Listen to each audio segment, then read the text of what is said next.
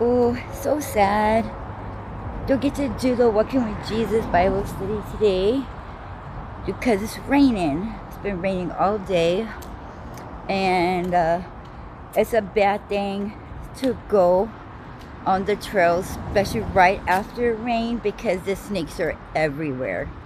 They just come out, you know, because the rain then got into the territory, so they go out seeking. They're just lying around everywhere, and I just happened to have the neighbor who come up to me while I was walking the dog while I was soon going out to thank me because I have left them a note on the door about the rattlesnake that I found right outside the steps in the bushes.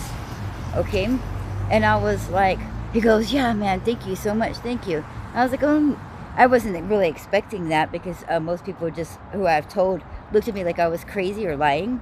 That I really found like even though I showed them the snake skin or something, they were just like, but they was like, thank you. So it kind of shocked me they said that, but then proceeds to say, he goes, I don't know if you know this, but when we first moved in here, and I don't know when they moved in there, that when they was coming up the stairs one time, and along the whole entire banister was this huge big snake that took up the whole banister. And I was like, oh my gosh. So that's the reason why they was like, thank you so much, because they know for a fact that there's snakes out there, that one took up the whole railing of the banisters, the staircase. And I was like, that's a big boy.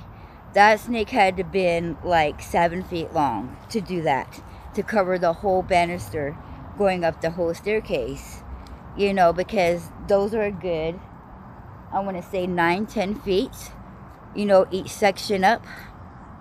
So that's a big boy. So it was like, they was really appreciative of me leaving a note saying be careful, because they have little doggies. I mean, like the little cute ones, you know, and mine's not a little baby. It ain't like a huge, you know, massive or nothing. But, you know, if those little ones was to get bitten, they really don't have no hope, because the bloodstream just goes straight to the heart. You know, it just goes right there.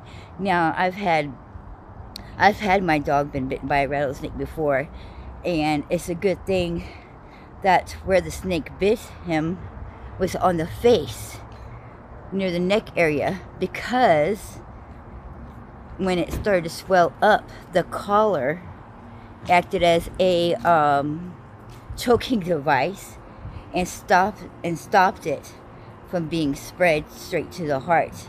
So a little bit of Benadryl was all the dog needed. And because actually what happened when it bit him, it was at like 2 o'clock in the morning, and I heard the yelping, went up there and didn't see anything.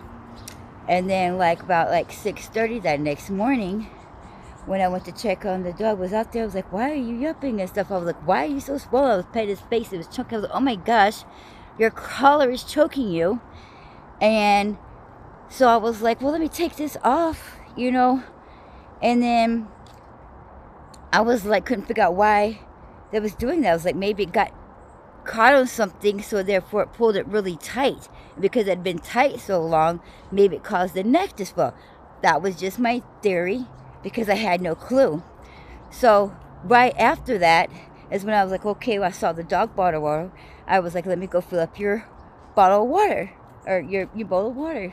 So I went to go do that, and in doing so, the snake was underneath my water spigot, and the dog was going nuts, trying to tell me, no, don't do it. And I seen it hiss at me, and I was like, oh, and I had no shoes on at this time. And I seen that little sucker, yes, and it was a rattlesnake. It's only probably about maybe 1.5 to almost 2 feet long.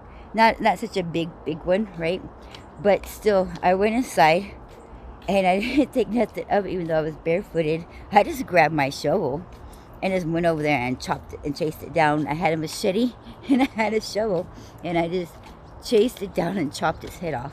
And then I left it in the front of the driveway by the front of the house, and people kept asking me, why is there a snake with his head chopped off of? I was like, well, as you can tell, it's a rattlesnake, obviously. I said, but I'm leaving there to let the others know, do not come here because you will get your head chopped off.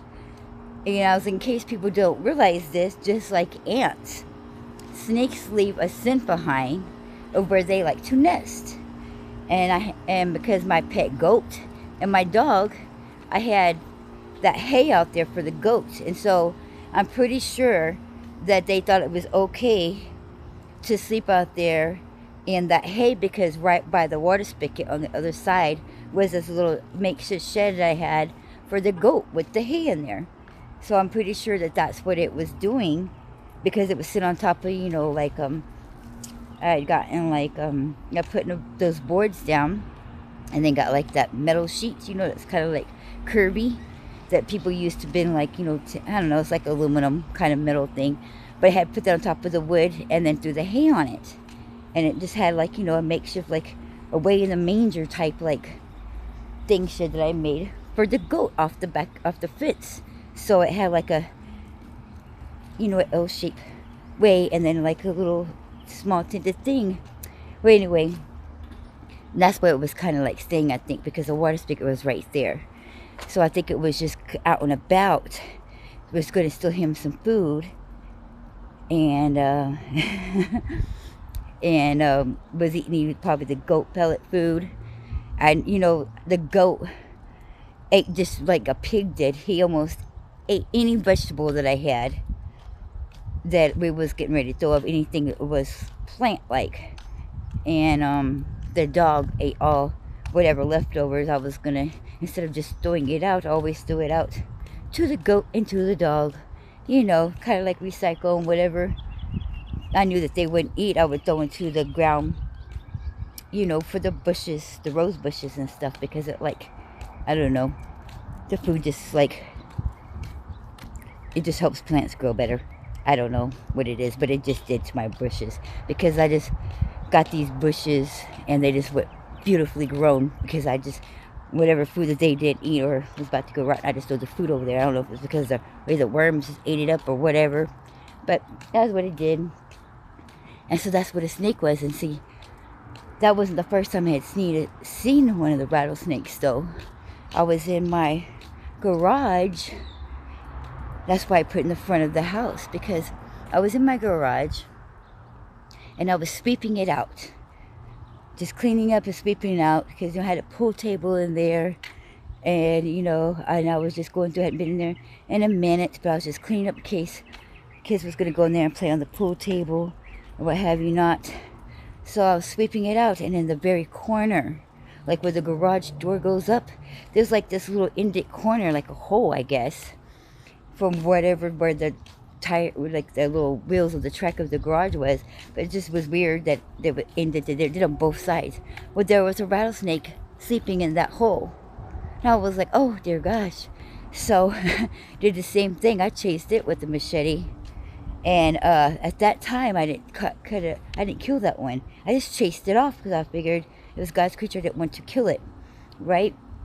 So I just chased it off, but I at least poured bleach in the area where it was sleeping. So I think when it came back, I had poured bleach there. I didn't like the smell of bleach in that little corner, so I went to the backyard. And then that's when I killed it, because it looked about the same size as the one I chased away the first time. But that's why I chopped off his head and put it in the front yard, so that all his little buddies would see, if you come here, you will get your head chopped off. And I probably wouldn't have chopped off his head, but he did bite my dog. It almost killed my dog. So at that point, because there was apparently no judge, I decided to play judge and do it an eye for an eye. So God rest the little snake's soul. But he stayed there in the front yard with the head chopped off, and I didn't have no more snakes that come over to my yard. So I guess the lesson was learned. But yes, be very careful. And if you're in Texas, honey, them snakes, they everywhere. And I definitely ain't going out after the rain, because they like to come out after the rain, because they don't like the fact that their home was disturbed with the rain, since it doesn't really rain too much. But we've been getting, for the past couple of years, we've been getting pretty good rain. So be careful, watch out for the snakes. It was pretty big.